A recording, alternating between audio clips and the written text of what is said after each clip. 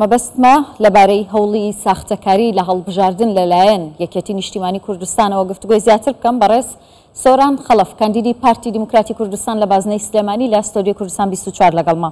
کاک سۆران زۆر بەخێر بێ. سەرەتا هەر لە تۆمارە دەنگیەکەوە دەست پێ یەکەم دەپرسم کە بۆچی یەکێتی پەنا بۆ ساختەکاری دەبات؟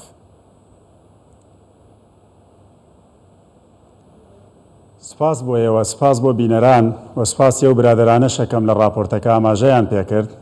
هەواڵان ئاماژەیان بە زۆر شت کرد کە نامەوێت لێرە دووبارەی بکەمەوە. تەڵان ئەو بابەتە کە بۆ منیان ناردۆ تووشی شۆکی نەکردوم، تەڵان چاوەڕوان نەکراو بوو، لەبەرەوەی ئێمە زانین حملەی بانگەشە یەکێتی نیشتیمانی کوردستان بەداخەوە و پارە زۆرەی تاکی دەکەمەوە لە سەرفکردن و گواستنەوەی خەڵک بۆ شارەکان خەرجی یەکەن بیاندایە بە خەڵکی هەژار و کەم دەرامەتی ئەم وڵاتە و بە تایبەتی پرۆژەکانی سلێمانی ئێستا شاری سلێمانی بووکی کوردستانە بوو. ئەو بابەتە بابەتێکە دەستدرێژیکردن بۆ شکۆی گەل بۆ شکۆی نەتەوە هیچ ئەرزشێکی نییە لە لایەکێتی نیشتیمانی کوردستان. بە تایبەتی و تۆمارە دەنگیە بەداخەوە جوودبرا. ئێمە دەزانین کە لە کوردستانە لەسەر ئەرزی کوردستان نەگەورە بوون و نەپەروەردە کراون و بە پۆست گەڕاونەتەوە بۆ سلێمانی و ئیدارەدانی سلێمانیش بەڕێوابن. خەڵکی سلێمانی لەوە تێگەیشتووە، بۆیە بینین ڕۆژانە بە کۆمەڵ ڕۆژانە بە تاک و بە کۆمەڵ پەیوەندی تەلەفۆنی لەلایەن خانەوادەی سەربەرزی شەهیدانەوە دێت بۆ ئەندام و لایەنگران و کاندیدانی پارتی دیموکراتی کوردستان وەک تۆڵەکردنەوەیەک لە بەرامبەر بێخزمەتکردنیان بێ ئەرزشکردنیان و سوکایەتیکردنیان. ئێمە ئەزانین ساختەکاری بابەتێکی تازە نییە بەدەستی برارانی یەکێتی نیشتیمانی کوردستان و سەرانی یەکێتی نیشتیمانی کوردستان. ئێمە ئەزمونمان لەگەڵ ئەو بابەتە هەیە، چی لە سلێمانی لە ئەلبیسەکە و هەڵبژاردننی پێشوچی لە شاری کەرکووک. ئێمە زانین مانگی ئۆکتۆبەر بۆ ئەوان مانگێکی شومە و مانگێکە تێیدا دەیان کارەساتیان تێئەنجامداوە، بۆیە ئەسڵەن حەزیان لێ هەزر و زاکیرەی گەلی کووردا بسڕنەوە. طبعاً یەکێتی بۆ ئەوان شومە چونکە گەلی کوردستان قێزەونانە بێزراوانە سەیری ئەوانەکەن، چونکە هەرچی پەن هەیە لە دنیا بەداخەوە یەکێتی نیشتیمانی کوردستان سیناریۆ پەنەکانیان ئەخەنە مانگی ئۆکتۆبەرەوە. بۆیە بینین لە ئۆکتۆبەرە دەیان کارەسات ئەنجامەدەن، لە 16 ئۆکتۆبەر ڕوئەدا هەڵبژاردن کارەساتی هەڵوەرینی دەنگەکانی یەکێتی نیشتیمانی کوردستان لە مانگی ئۆکتۆبەرایە.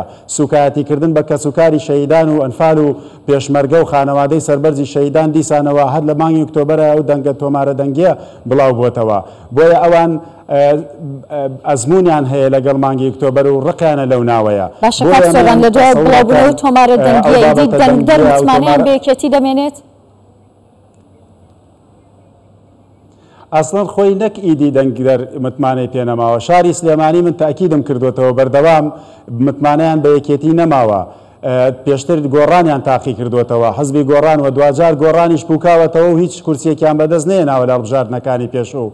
خەڵکی سلێمانی پارتی دیموکراتی کوردستان تاقیەکاتەوە و دڵنیاش بن لەوەی کە ئەم جارە هەڵوەرینی دەنگەکانی یەکێتی نیشتیمانی کوردستان ڕوو ئەدات. ئێمە زانین و لە ناو خەڵکی سلێمانیین و خەڵکی سلێمانی ڕۆژانە مفاتەحەمانەیە و سەردانیکردنمان هەیە بچی بێلایەن و لایەندارەکان و یەکێتی و پارتی. ئێمە زانین ئەو بابەتانەی هەڵسوکەوتی سەرانی یەکێتی بە تایبەتی ئەوانەی کە سەرکردایەتی یەکێتیەکەن و ڕابەری یەکێتین، هەڵسوکەوتەکانیان قسەکردنیان مامەڵەکردنیان لەگەڵ خەڵکی شاری سلێمانی ناتەندروستە. بۆیە لەبارەی بەڕێزیکردنەوە بە شەهیدان بە پێشمەرگە من تاکی دەکەمەوە بێڕێزیکردن بەرامبەر بە کەسوکاری شەهیدان سەربەرزی شەهیدان. بەش بە حاڵی خۆم من برای شەهیدم، من لە بری ئەوان لە بری شەهیدانی یەکێتی نیشتیمانی کوردستان وەکو ئەندام و لایەنگرێکی پارتی و کاندیدێکی پارتی داوای لێبوردنیان لێ یەکەم و من لەم مینبەرەوە لە جیاتی سەرکردایەتی پارتی دەستی یەک بە یەکی لایەنگران و کەسوکاری شەهیدان و پێشمەرگە ماچەکەم. ئەو سوکایەتەی بەوان کراوە هەمووی بهێنن بیدەن بە ناوچاوی ئێمە، هیچ کێشە نییە لە ئەستۆ یەگرین. با ئەو حزبەی ئەوە بەرگریتان لێ کرد، ڕابردوو بەرگریتان لێ کرد و ئێستا ئەوە ئەبنە هۆی وەڵامدانەوەی وەفا و ڕێز و سۆز و خوێنبەخشینی خانەوادەی سەربەرزی شەهیدان و پێشمەرگە. بەداخەوە ئەمە دواستراتیژی ئەو حزبەیەوە تابوت بزمار لێدانە لە تابوت. باشە بۆچی یانی یەکێتی خۆیان بەخۆیان دەڵێن حیزبی شەهیدانین، حیزبی کە سوکاریان فالکراوانین، بۆچی دەبێت کە سوکایەتی بە شەهیدان و بە پێشمەرگە بکەن؟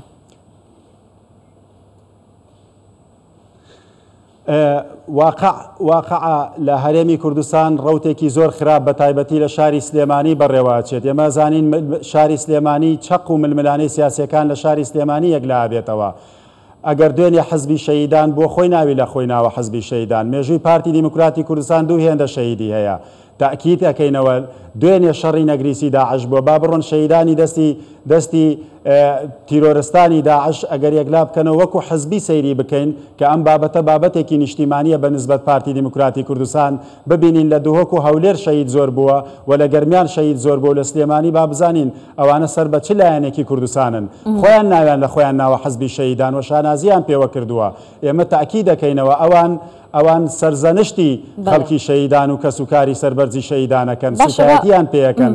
ئەم بابەتە لە لای پارتی دیموکراتی کوردستان و حەزبەکانی دیکەش بە تایبەتی کاندیدانی پارتی دیموکراتی کوردستان نەخوازراوە و قبولکراو نییە. بەڵێ باشە، دەمەوێت کاک سۆرانەوە بپرسم ئەوان کە کاتێک پەنا بۆ ساختەکاری دەبن، ساختەکاری فرێیەکێتی دەکەوێت لە مەڵبژاردنە؟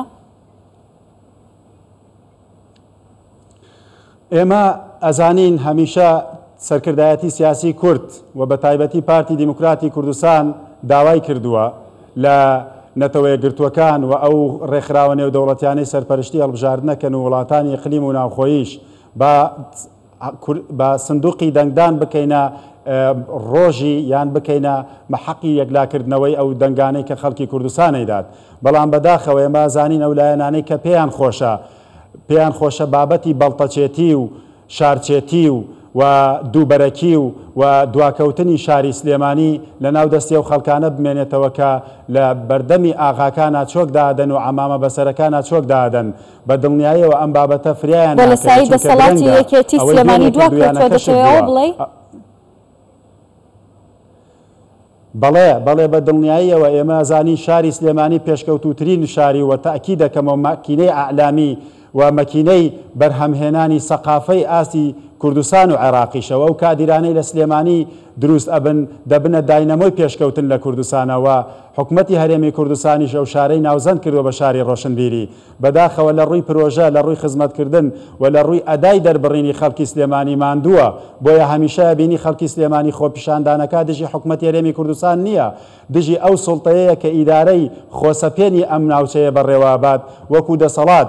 بۆیە دەیانەوێ ئەو سیما جوانەی کە لە هەولێر، لە بادینان، لە دهۆک پێشکەشی خەڵکی کوردستان کراوە و ئەو ماوەکەمەی کە ئیدارەدانی شاری کەرکووک کە بەڕێز مەحافزی پێشوو ڕەحمەتی مەحافزی پێشوو پێشکەشی کردووە کە لایەنگر و دۆستایەتی هەبووە لەگەڵ و پەیوەندی هەبووە لەگەڵ ئیدارەدانی پارتی دیموکراتی کوردستان و سیما جوانەی پێبەخشیوە. ئێستش کە ڕۆی بۆ شاری هەڵەبجە پرۆژەکانی حکومەتی هەرێمی کوردستان بە تایبەتی جەنابی سەرۆک بارزانی لە شاری هەڵەبجە بابەتی دواتری منە هەر ئەمڕۆ گفتوگۆی لەبارەوە دەکەم. کاک سۆران میوانیشم هەیە لەو بارەیەوە، دەمەوێتەوە بپرسم ینی خۆتۆ گوێت لە تۆمارە دەنگیەکە بووە، یعنی ئەگەر سەیری دەکەی بەم شێوەیە قسەکردن و دەربڕینی ئەم وشانە کە من هیچ پێم خۆش نییە لێرەوە بیڵێنەوە، یعنی چی دەگەێنێت لەلایەن ئەوانەوە؟ ئەوە ماندووبوون و نەخۆشیەکی گەورەیە. تەبعانەوە دەرونیان تووشی ژڵەژاوی بوون. ئێمە زانین زمە ئەوانەی کە مامۆستا و پسپۆڕنجەیە هێڵین بۆ ئەوان، چونکە ئێمە و پسپۆڕێتەمانتیانە لە ئەتەکێت و زمانی جەستە و لە ڕووی دەرونی و قسەکردنەوە. ئێمە زانین سەرانی یەکێتی نیشتیمانی کوردستان زۆر ماندوون و دەرونیان ماندوون و ترس و دڵە ڕاوکەیەکی زۆریان هەیە لە سەرکەوتنەکانی هەمیشەیی پارتی دیموکراتی کوردستان و ئەو لایەنە بچووکانەی کە نەیاری یەکێتین لە سنوورەکە. ئەزانین کۆمەڵی حەزبی بچووک نەیاری یەکێتین لە سنوورەکە و مامەڵە لەگەڵ یەکێتیەکەن و کێبڕکێ لەگەڵ یەکێتیەکەن، چونکە ئێمە زانین هەموو حەزبەکانی کوردستان ناتوانن مامەڵە بکەن یان کێبڕکێ لەگەڵ پارتی دیموکراتی کوردستان بکەن. پارتی حەزبی ئارامی و ئاوەدانیە و مژدەش بێ لە خەڵکی کوردستان و مژدەش بێ لە یەکێتی نیشتیمانی کوردستان و بزوتنەوەی گۆڕان و هەموو حەزبەکان کابینەی داهاتوو جەنابی کاک مەسرور بارزانی تەشکیلی حکومەتەکە و هەمووان پاڵپشتی و هەمووان چاوەڕوانی پرۆژەکانی و پێشنیارەکانی جەنابی سەرۆکی حکومەت کاک مەسرور بارزانین. زۆر سپاس. بەڕێز سۆران خەڵەف کاندیدی پارتی دیموکراتی کوردستان لە بازنەی سلێمانی سپاس دەکەم.